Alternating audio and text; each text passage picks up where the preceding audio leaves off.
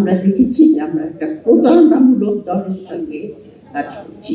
যে সমস্ত আপনার রিফর্ম বা আপনার সংস্কারের প্রস্তাব দিয়েছিল, এই বিএনপি ক্ষমতায় এসে তার একটাও আপনার ইমপ্লিমেন্ট করে নাই।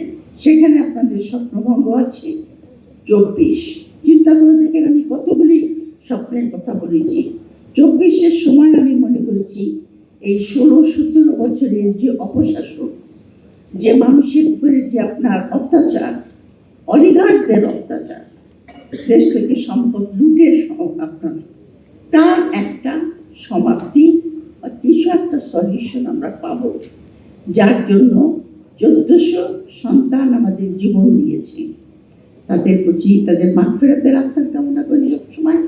এবং যে সমস্ত আপনার পরিবার এখনো বন্ধুত্বের বেদনা বহন করে চলেছে, আমাদের আউটকামটা কি হলো, রেজাল্টটা কি হলো, আমরা দেখেছি যে আমরা একটা প্রতারণামূলক দলের সঙ্গে কাজ করছি। সেই প্রতারণামূলক দলটি প্রথম থেকেই আপনার মেটিকুলাসলি প্ল্যান করে, যাতে এই অভ্যুত্থানের যে স্বপ্ন আমরা দেখেছি, নতুন রাজনৈতিক বন্দোবস্তে এবং নতুন একটা রাজনীতি, নতুন সমাজ গড়া, সেটাকে আপনার ভেস্তে দেওয়ার জন্য মেটিকুলাস প্ল্যান করা হয়েছিল, ইনক্লুডিং দ্য ইলেকশন।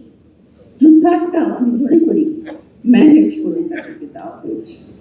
কথা হলো তারা দিয়েছে বাংলাদেশের এলিটরা। বাংলাদেশের এলিট আপনার সিভিল মিলিটারি ব্যুরোক্রেসি, পলিটিশিয়ান, কিছু অংশ সুশীল, তারা তাদের ক্ষমতা ছাড়তে চায় না। সেই জন্য এটাকে ভণ্ডুল করার প্ল্যান করা হয়েছে। সালাউদ্দিন সাহেবের কথা উঠে এসেছে যে আমরা নির্বাচনটা পাওয়ার জন্য এগুলিতে রাজি হয়েছি এবং সই করেছি।